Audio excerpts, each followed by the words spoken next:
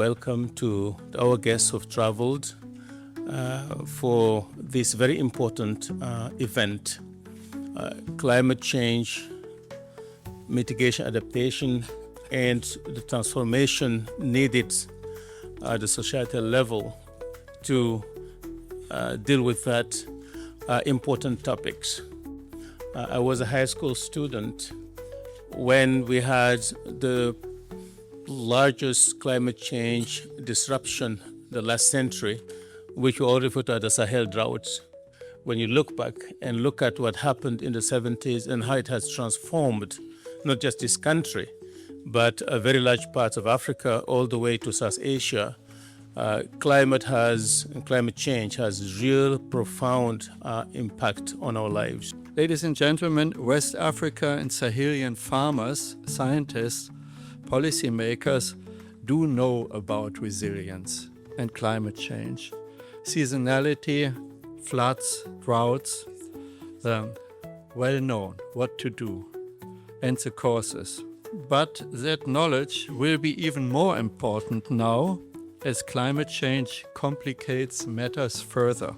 We are here to learn and to share insights from each other in West Africa and internationally.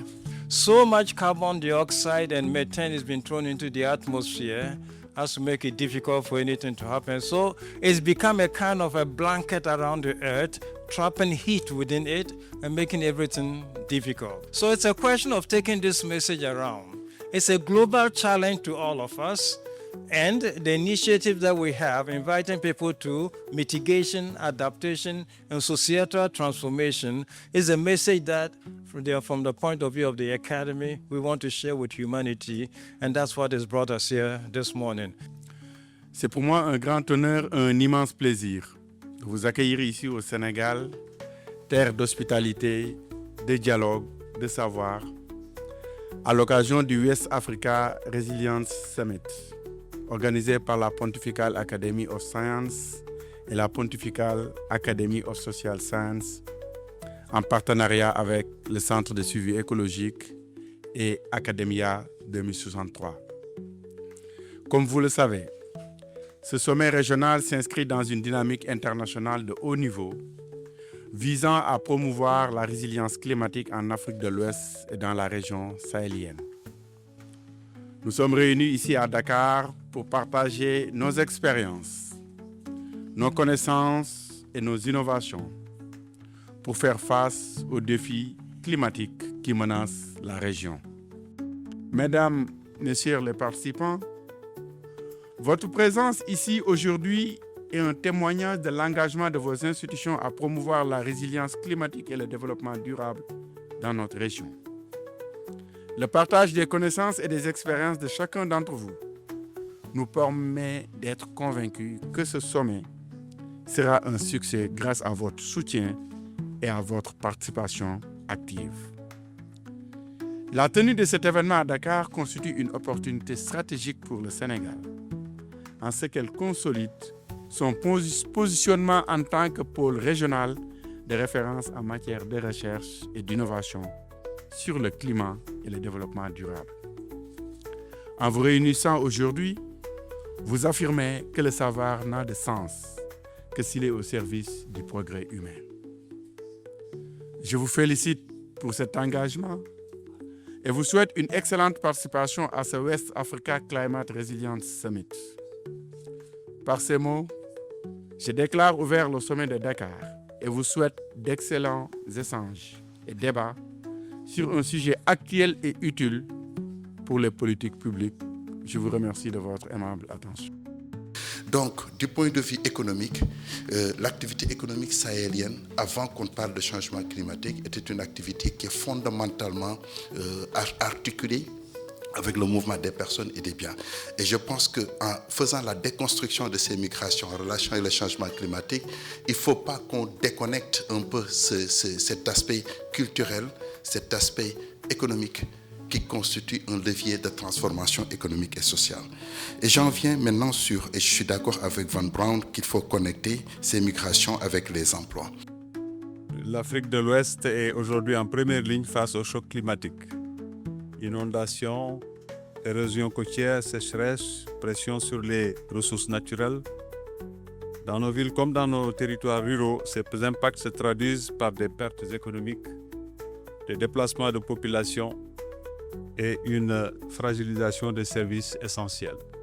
You know, the African policymakers have not yet understand the strategic and geopolitical nature of energy. And then energy is water, energy is agriculture. If we want to transform fundamentally the agricultural system in Africa, energy is one of the key drivers for that. Climate change is complex and cannot be dealt in a very single, narrow manner. It must be an integrated approach. And that integration must bring in all sector players or sectoral engagement. We also know that women bear a disproportionate burden of these impacts. I think someone yesterday was mentioning the role of women in the agricultural workforce across the Sahel, up to 80% of that workforce being women in many parts of this region, with limited land rights or access to inputs and finance that reduce their ability to bounce back after a shock. So early action here that is based on forecasts before a disaster unfolds can save lives, protect livelihoods. Les enjeux des changements climatiques, en tout cas, sont engendrés aujourd'hui par le mal des pays en voie de développement et la pauvreté des pays du Sud. C'est deux contextes qui riment par rapport à ça. Si au niveau international, les questions qui tournent autour de la prise en compte de ces enjeux de changement climatique nous réunissent à une perception qui vont dans le sens, en tout cas, de la recherche du bien-être au niveau de l'Afrique. Je crois que la question va à une recherche d'une question de survie. Ça, il faut qu'on accepte d'analyser ce phénomène à travers donc cette fenêtre. What we would like to discuss are the technologies. What are we doing now? How are we utilizing the know-how, what we've acquired, the technologies we've acquired, the knowledge we've acquired? Where are the potentials for scaling? And also, what is holding us back? I think this is the biggest issue for the ST of MAST, mitigation, adaptation, societal transformation. You can't transform without renewing your mind. So what is holding us back from the renewal of the mind? Is it financial? Is it political? Is it everything in between? Tous les déterminants dont vous avez parlé aujourd'hui, c'est clair et heureusement d'ailleurs que vous nous aidez beaucoup en comprenant le réchauffement climatique. C'est surtout son rapport avec la santé des populations. Quand vous parlez de pollution, tout de suite nous sommes interpellés parce que pour nous, cette pollution interpelle dans ses rapports avec l'être humain. Et donc la santé. Finalement, tout ce que nous faisons, on ne s'en rend pas compte, mais c'est pour la santé. We know that West Africa receives only a fraction of all the financing that it requires. Right now, we receive about 3% of all the global finance flows that the world is giving on adaptation. But the forms of finance we are receiving in the countries are in the forms of loans that the countries cannot afford, and they're concentrated in a handful of countries that are bankable, so to say, or that have credit ratings that allow them to access those concessional financing. And we know for a fact as well that that finance is overwhelmingly skewed towards mitigation. Why? Because mitigation is bankable. It's solar panels, it's electricity alternatives, it's biogas digested. Il y a un bon progrès au niveau scientifique et au niveau des services scientifiques qui sont rendus pour le développement. Et dans beaucoup de présentations ici, on a pu remarquer comment on est en train de repousser quand même de plus en plus loin les frontières de la méconnaissance d'un certain nombre de choses. Ça, je voulais que ça soit bien perçu et qu'on ne peigne pas les choses complètement noires, mais qu'il y a véritablement des progrès. Nous avons identifié l'importance de l'éducation climatique dès le plus jeune âge, notamment à travers la mise en place de clubs verts dans les lycées. Ces espaces permettraient de développer des activités de recyclage, de compétition écologique entre les jeunes et même la création d'applications mobiles pour résoudre les défis environnementaux. And what we realize is there is a trend between temperature, rainfall, and the methanogenesis, which is the process of emitting methane. And it's different depending on where you are. So why am I mentioning this is the power that it brings to get into the carbon market as well. And just to make sure we have a reliable MRV system that helps to measure that. Je reviens pour dire qu'il faut trouver les moyens de mettre en place des entités qui vont assurer l'interface entre le niveau national, où il y a une centralisation de la gouvernance climatique telle que je l'ai évoqué tout à l'heure, et le niveau local, où on est en déficit de capacité à la fois de disposer de l'information et de disposer de ses ressources. Dans notre région d'Afrique de l'Ouest, les effets sont visibles. La désertification progresse. Les ressources en eau diminuent. Les tensions entre communautés agricoles et pastorales s'intensifient. Ces conflits fragilisent la cohésion sociale et la paix. Il est urgent d'agir pour protéger l'environnement, gérer équitablement les ressources et renforcer le dialogue entre les communautés. C'est quand le pape Jean-Paul II est venu en Afrique, précisément au Burkina Faso, le 10 mai 1980, qu'il a été frappé par la sécheresse qu'il a vue et les méfaits, notamment les méfaits liés à la sécheresse de 1973-1974 et la famine.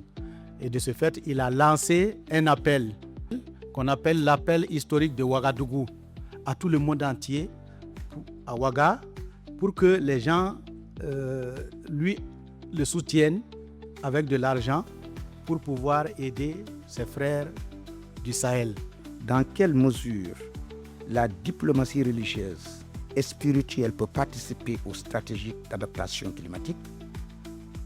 Cette communication repose sur l'hypothèse selon laquelle l'autorité morale des leaders religieux et spirituels conjugués aux références partagées issues de ces traditions peuvent favoriser la sensibilisation environnementale, encourager des pratiques durables et renforcer la solidarité communautaire face aux crises climatiques. Je pense que cette résilience, comme l'a dit l'imam, la résilience se forme à travers les consciences. Et l'éveil des consciences, la formation des consciences, c'est d'abord dans le cœur, c'est d'abord dans les prêches qu'ils entendent, c'est d'abord dans les invitations, dans les églises à changer. Over 2 days of brilliant interventions, we've come to embody the Platonic ideal for education. That is, endeavoring to bring together the pursuit of truth, logic, and science, the pursuit of beauty, aesthetics, and the pursuit of justice, to build climate resilience. We affirm that we are the architects of the pathways to build a sustainable humanity and a sustainable world. So thank you everybody for your time, for your contribution, and we look forward to making good use, all of us, of the outcome from here. Thank you.